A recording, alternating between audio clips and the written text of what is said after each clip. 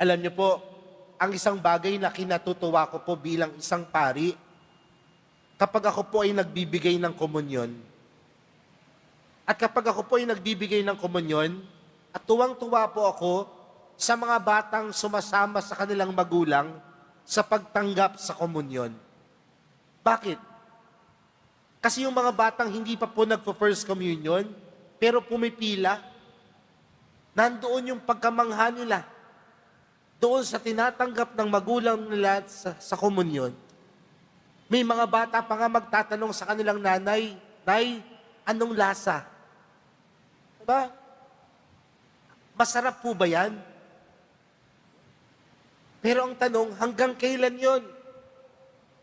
Hanggang kailan yung pagkamangha na yon? Kasi oras na nakatanggap na sila ng banal na komunyon, ang banal na misa ay hindi na lamang pagtanggap kay Jesus.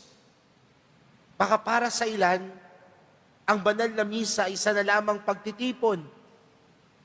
Ang banal na misa ay simple lamang na gawain.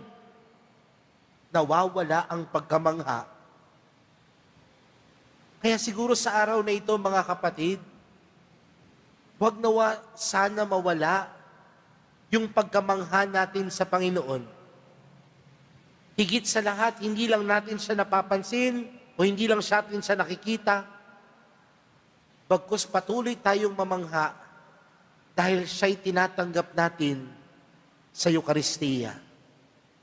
Siya'y tinatanggap natin, yung kanyang katawan ang tinatanggap natin.